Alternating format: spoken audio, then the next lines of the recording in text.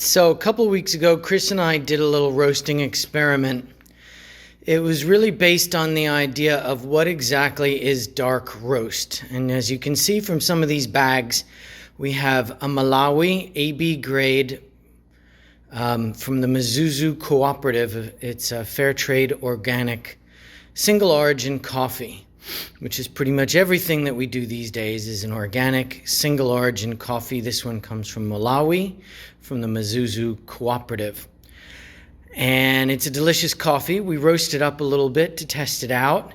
And then we said, what is it that makes dark roast? And why is it that we go out sometimes and see other people who make a dark roast coffee like this, for example, which is, it meets the criteria of what it is to be dark roast. It has officially hit the second crack, which is the second exothermic reaction in the coffee roaster. The time can take varying amounts inside the roaster, so you don't really want to listen too much to people who say, it's got to be 13 minutes or 15 minutes or 12 minutes or whatever, because that really depends on your roaster and the size of the batch. But what you can see is as we go down the line, hopefully you'll notice the labels all have little extra numbers at the bottom of them, plus 15, plus 30, plus 45, and plus 60. That is an indication of how many seconds we went past second crack. So if we look really closely, what you can see here is that generally speaking, they're on the light side. Now remember, these were roasted 2 weeks ago.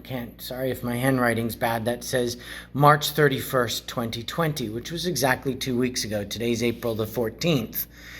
And that's got kind of a brownish color. It's lacking in what we normally look for, which is a rich black color. You can also see that some of the beans still have parts that are uncooked inside of them.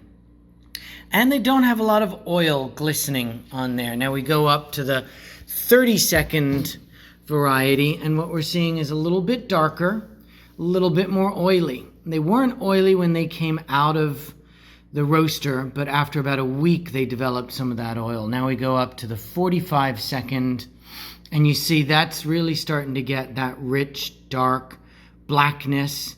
The oil is present, especially here we are 2 weeks later. These were actually a little bit oily when they came out of the roaster right on the day 2 weeks ago. Now we go up to the 60-second, and this is really what we would normally call proper Rob's Roast dark roasted coffee. When it came out of the roaster 2 weeks ago, it was definitely the darkest of the bunch. It was definitely had the most presence of the oils. And as you can see, if we just go zoom back, there it is, 15 seconds after second crack, 60 seconds after second crack.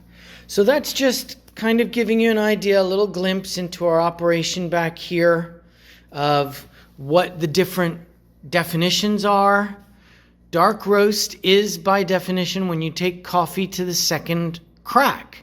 Once that second exothermic reaction takes place, you can call your coffee dark roast.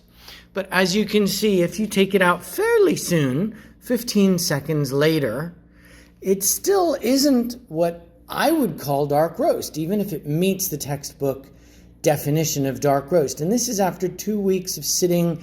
Our little bags are really good for storage. They're thermally sealed. They have those one-way valves on them.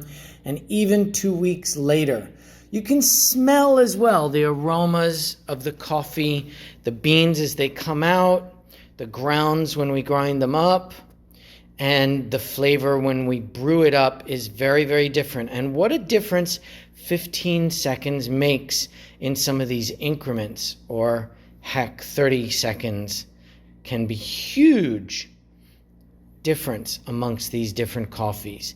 And there we are at the minute past dark roast. So when people say they have dark roast coffee, it doesn't always mean the same thing to everybody. When we say we have dark roast coffee, that's kind of what we're looking for every single time.